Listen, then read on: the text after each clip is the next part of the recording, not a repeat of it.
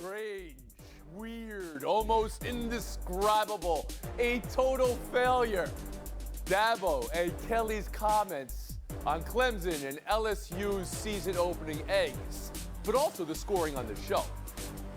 But there is a very describable feeling to panelists who went on TV and doubted Deion in that opener, and that description is mute. Tim Calishaw, Courtney Cronin, and Pablo Torre finds out a mute. Harry Lyles getting a little bonus. We were on Deion early. Let's go around the horn. Someone had to be. I deserve that. Saving it. College football's long week one weekend ending with Duke upsetting Clemson and a storming of the field at Duke, and Florida State rolling LSU the way they did. But there was nothing more seismic, more nuclear than Colorado's win over TCU. What's up, bro? You believe that? Hold on. Oh, no. Do you believe in that? Huh? Who said I didn't believe before? No. I read through that bull junk you wrote. Deion Sanders now the head coach of the number 22 team in the country. Start there, Harry Lyles. Do you believe? I do believe, and I believe a lot of people found out that they did not do a very good job of separating about how they feel about how Deion went about his business personally compared to what he was actually putting together at Colorado. When he had the famous quote about "I'm bringing my luggage with me and it's Louis," he was not talking about actual luggage. He was talking about the players that he was bringing in. Travis Hunter is Louis. Shedeur Sanders is Louis. Alton McCaskill, running back, Louis. You get the message, right? Like, they were not just bringing in players that were congruent or the same as a team that went 1-11 last year. He was bringing in new players. You saw those on display on Saturday, and you saw the results from them. Now, some context. I will say, Colorado still gave up 500 yards on defense, only had 55 yards rushing. So there's things that they still need to work on, but this was never going to be a team that was the worst in FBS, a team that wasn't going to be more talented than it was last year, and you saw the result of that on Saturday. Some thought that was going to be the case. I want to get to the rest of the national panel, but a follow-up here, because you are our show's college football reporter, Harry. How big a deal is Deion building the team from scratch in a summer? And is it okay to call out the doubters like we just heard on that tape?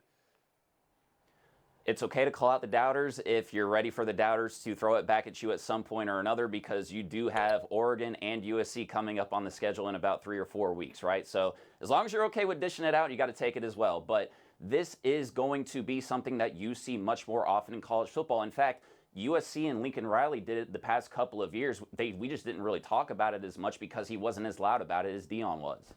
Wasn't 86 new players, though, in that case, USC. Pablo Torre, what did you find out with Deion in Colorado this weekend? I found out, Tony, that Deion was actually more subtle than I expected. I expected Deion Sanders to host every cable television program all week after doing what he did, and he gets to crow because it wasn't just the gas bags like myself, admittedly. It was Vegas. 20 to 21 point underdogs was Colorado, a brand, a program that no one thought was even close to cool. And now you wake up on a Monday, on a Sunday, and you're like, okay, actually, we have to reconsider how we saw this entire thing. And with Deion, Tony, it's one thing to talk about him being just, the front man, the promotional tool behind this, but it's his freaking son who's the quarterback. It's the two-way player, Travis Hunter, who molded himself seemingly in the vein of Deion, except doing it better than Deion did, playing receiver, it seems. And so Deion's fingerprints, his DNA, is literally on that field, and he should take a victory lap that is Deion-sized. And I'm surprised that it wasn't actually even bigger. Tim Calish, I'll bring you in here. Are you a believer now in Colorado and Deion? Tony, as the only panelist here who matriculated his freshman year at Boulder, I bring a special insight to this situation here. Yes, I believe. Unlike my former colleague, Ed Werder, I believe in all of it, except for the fact that Deion thinks Ed still writes. He was a little confused there. But beyond that, everything they put on for a show was fantastic. Shedeur Sanders, 510 yards, the two-way magic of Travis Hunter, and all the rest. And, we listen to NFL coaches talk about, well, we've got 3 new offensive linemen. You can't expect continuity. Here comes 86 new players. with no preseason games, and they just go out there. So maybe a little and they bit put too much was made 45. out of it. I mean, we had this discussion on the show. They were so bad last year. Those weren't the guys we saw this weekend. No. Yeah, this was a completely different set of guys, and it's going to be whatever happens. As Harry mentions, USC and Oregon, they may stumble here, but they're going to be fascinating to watch. Courtney Cronin. I'd like to say I wasn't a doubter. I was just more concerned about the unknown. 86 new players. How are you sure that that's going to be a team that can win a game as a 21-point underdog? So much of this, though, is about coaching and the staff that Deion has assembled. I had an NFL source text me in the middle of this game telling me to go look at the coaching roster and say this reads like a pro staff. All of that said, take a look at all the cutaways that we saw of Deion Sanders on Saturday. The mic on his headset was up. He was letting his coordinators do their job to get these guys ready to go in and beat a TCU team that right now is unranked. I think that we might have been putting a little bit too much on TCU's national championship game resume from last year. They nearly lost 4 games last season. Maybe they're not as good as we think they are this season. That's taking nothing away from Colorado. It sounds like you're trying to take something away, though. The line was, I wasn't a doubter. I was more fear of the unknown here. Well, that goes hand in hand, doesn't it? I want to ask a follow-up question to Pablo Torre. A team taking on the personality of the coach is how you expressed it earlier. Shedeur Sanders is a half a thou passing.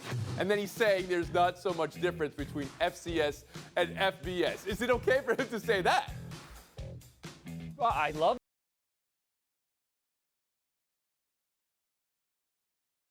a fine tradition of players, Shannon Sharp, Jerry Rice, who've gone to, HBCUs and been obviously thriving at the highest level. So to me, it was eye-opening in that way. Yes, I felt like I underestimated the entire premise now of the FCS after watching him. It was a fair point. Parallels? I mean, Shedeur can say that because of one stat. He was 13 for 18 with 3 touchdowns under pressure. If he feels like it's the same, Yes. I mean, his numbers showed it. Courtney Cronin? Travis Hunter had a chance to go to Florida State, and he decided to follow Deion Sanders. May be the best two-way player in college football since Charles Woodson. So yeah, I do think that there's a lot here to love. And, for all the disingenuous comments that were made about the roster, ones that talked about Shedeur Sanders, Travis Hunter, the other cornerback they have who might be an NFL prospect, and then in that same breath to say it's the worst roster, maybe more than UMass football, which won its opener, by the way, 2 weeks ago.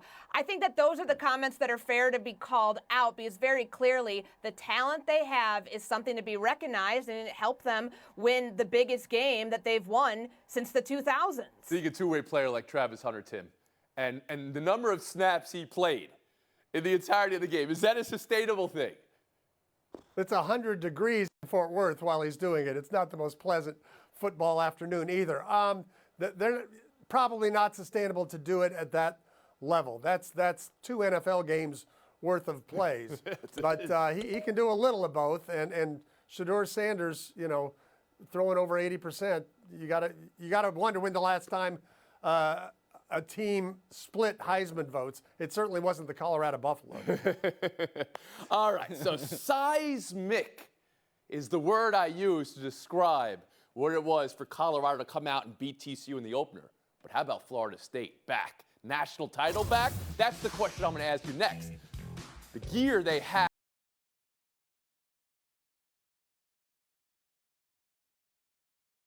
The word I use to describe what it was for Colorado to come out and beat TCU in the opener. But how about Florida State back? National title back? That's the question I'm going to ask you next. The gear they hacked. That's the question I'm going to ask you next. The gear they had in the second half was real and spectacular. Jordan Travis, Keon Coleman, maybe they're going to split Heisman votes. Monster hook up there for Florida State. And then on the other side of the field, how bad of a loss is this for LSU? For Brian Kelly. Not a heck beaten out of an opponent as Kelly hoped. And a loss for the family. And whether Clemson is down for a real. Another question I'll ask you. Dabo Swinney last night called it a strange loss, a weird loss, and almost indescribable feeling. So, Tim, your week 1 reaction or overreaction?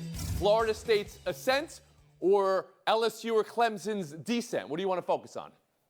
I'm going to go with the ascent of Florida State. And I realize they actually beat LSU last year before LSU kind of found itself and got going and won the West and became a legitimate top 10 team. That's why I think beating them this year when LSU had hopes of a CFP visit at the end of the year, I think that's a bigger deal. And the way they put them away in the second half, made adjustments with their run game, just kind of destroyed them, pushed them around really in the second half. That's what I liked about Give us the poll quote, though.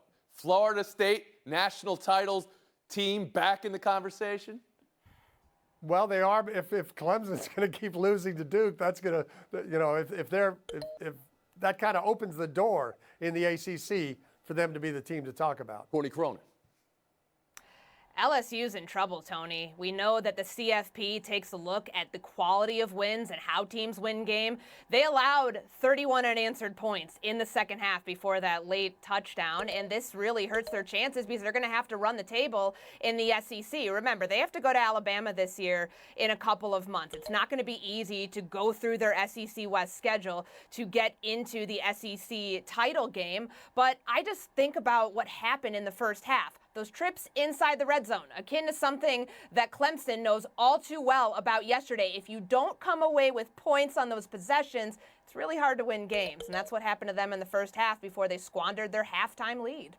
Harry Lyles Jr., you want to talk about Florida State's ascent or the descent of LSU or even Clemson? Honestly, I just don't think this could have been a bigger weekend for Florida State. When you hired Mike Norvell away from Memphis, this is exactly what you wanted this thing to look like. They were scoring at will in the second half of that football game. And if you look forward, we've talked about this Florida State team contending for the playoff at the beginning of the season before we saw anything that happened this weekend, right? We saw them play very well against an LSU team that I still think is a good football team, but then you also watch what happens to Clemson and the way that Duke beat them as well. If you look at Florida State's schedule, go find the loss on there for me. It looks like the hardest game that they have left is against a Duke football team that I do think is good, and credit to Mike Elko and Riley Leonard, a great quarterback, but Florida State looks like they are in the driver's seat, and the only thing that could get in their way of the playoff at this point is themselves. Your takeaway also Florida State, Pablo Torre? No, my takeaway is Clemson for the reasons that Harry said, actually. I mean, Dabo Swinney, Tony, he called it the strangest game he'd ever seen, but participated in whatever. And to me, it understates it. Like, he tried to spin it, actually. It was funny afterwards, talking about how the process of Clemson was strong. Time of possession, first downs, yardage, all of that. No team had ever lost a game like that. But I just want to remind Dabo, like, as a process guy, with the process, they tried to lose on purpose. In this case, it didn't seem like you guys had a real strategy or a cleverness. It was just, oh, we're just choking repeatedly in the red zone. Not good. Florida State, Clemson, September 23rd. That's next on the schedule. Harry, I'm going to ask you a real hot take type of question. Do you believe the window is closed on Clemson being the dynastic team that they were just 5 years ago? And as I set you up with that, here's video of Clemson quarterback zooming past Dabo Swinney and not giving him some depth. Do you believe it's over for Clemson, Harry? Yeah, I do think so, unless he is willing to adapt with the times. I mean, this team's not even taking transfers, and you just can't do that in college football nowadays. That'll be the last word. Bye, till next. Coming to you from the Seaport, brought to you by Grey Goose. USA 100, Italy 63. But ooh, what a good-looking matchup. Good-looking response from Team America, which is what you want to see. But is the loss to Lithuania this weekend still echoing with you? That's the question I have, National Panel. Tim, do you feel better or worse about Team USA after the response to the loss? I don't feel much better about beating Simone Fontecchio's team, Tony. I just think when they lose to Lithuania the way they did, very good looking, out-rebounded by 16, gave up over 50% three-point shots. I mean, what were they doing in that game? Sabonis didn't even play for Lithuania in that game. I just think they're still very vulnerable. I'm buying that they look like a team that was angry that they lost, and in the fashion in which they did against Lithuania. Remember that Lithuanian player who stuck his tongue out at Austin Reeves? That was strange. He was allowed to get away with that. But look, Lithuania was their kryptonite. They are the best. They were, because they're not in the tournament anymore. They were the best rebounding team remaining. And against Italy, the United States got back on track, and they also got back on track with their bench contributions after being outscored by 23 over the Harry weekend. Lyles Jr., you're back to feeling good about this team? I feel better about it. This is the type of response you want to see from what is a young USA team, and they did get out-rebounded against Lithuania. 43, I think 27. You cannot have that. So for a young basketball team that's still trying to figure things out, this is the type of response that you need to see, even if you don't feel like Italy is a great basketball team. Pablo Torre. And I think there is some context here that's useful, Tony, as the only panelist here who hails ancestrally from the country that is hosting this tournament. The Philippines loves this American squad so much, they treat Austin Reeves like he's John Lennon. That's not an exaggeration. Look at the videos. So just the idea that they needed a wake-up call, like, oh, wait a minute, Lithuania actually is a competitor here. We can't just cakewalk our way to the gold medal game. Actually useful to me, given what I imagine the Philippines is like right now. That's what Pablo found out today. We'll move on. Buy or sell two, Rich Paul's take on why LeBron is greater than Jordan. You all saw this, right? You said it on Gil's Arena, that LeBron is the first player to have to deal with 24/7, 365 news cycle of sports and opinions from those not really capable of even having expertise to a valid opinion, but also that LeBron chose his own way and did it all while having to be compared to Michael Jordan. Quote, he had to be compared to Mike. Who did Mike have to be compared to? Is how LeBron's agent posed it. Pablo, buy or sell? Rich Paul's take there. I buy the idea that LeBron has dealt with an era with the internet and with media that is very different and more overwhelming. That's fair. But I just want to sell this entire debate, Tony, because I've gotten a vision of a post-apocalyptic landscape. Cockroaches are skittering across the surface. Few people still exist, but whoever lives is still arguing about Michael Jordan and LeBron James. We're still going to be doing this in the year 3000, apparently. Just new angles all the time that are the same old angles. Harry? Man, if we're still arguing about LeBron and Mike that far down, we will be gone before then. But no, I don't think that this sways it one way or another. To me, the greatest is about how do you feel about a combination of skill and accomplishments, and that's really just about it. And I don't think this entire thing about the opinion thing really adds up because LeBron has taken criticisms from people like Kareem not well. So to me, that point doesn't stand either. I get where Rich Paul was going, but he didn't quite stick the landing. Gordy Cronin?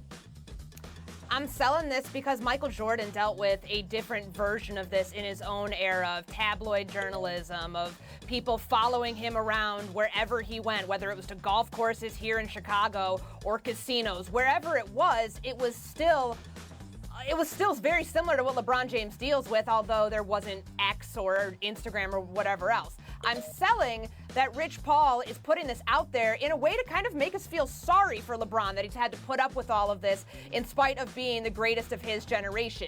This doesn't define somebody. Defying somebody's opinion on a sports talk show like this one doesn't make you a better basketball player than somebody else. It's an on-court debate that had nothing to do with these comments, although outside of this, it was a very good interview, outside of the MJ and Steph stuff.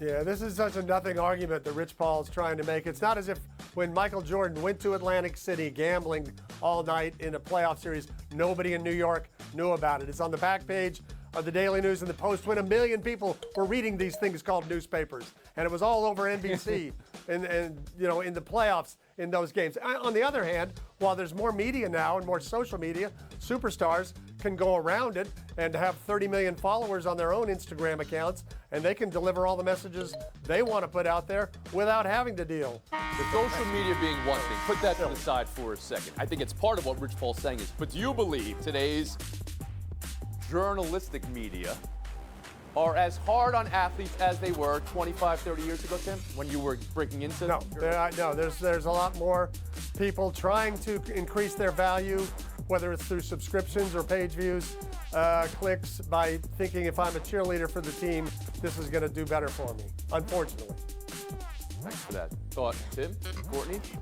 Harry Lyles Jr. and Pablo Torre finds out what Showdown's like next. Tell us about that play and how it developed. So pretty much, I'm out here with my son. This is our first ever game, and I just wanted to make the moment special for him. Y'all gotta understand, when it's dropping down, it looked like it's coming directly to you. The reaction was shock, disgust, happiness, sweat. A little bit of lust, baby. You feel me? I was in there feeling kind of hurt, but my fingers still shaking a little bit. Charlie Ray, we gonna be on TV, baby.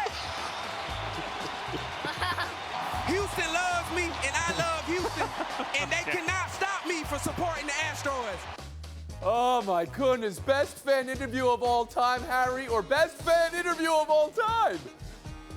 It is 100% the best of all time. Charlie Ray, you're on TV again. I love how his dad was not going to let this be anything but an incredible moment. He put his arm around Buster Olney. Talk about being the most comfortable person in the entire stadium.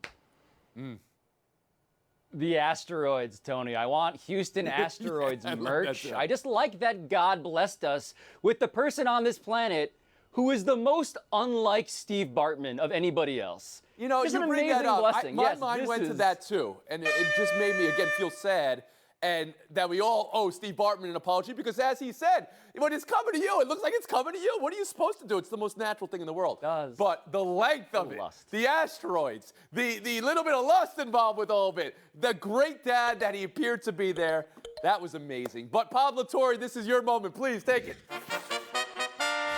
Thank you, Tony. I am here to grovel with America. I have started a podcast. Yes, another dude with a podcast. But this podcast is a special podcast. It's called Pablo Torre Finds Out. I find things out. I answer urgent questions, and I bleep around with my friends. I have art. I've had bad art on all of the ESPN programming for many months. But look, I have a logo.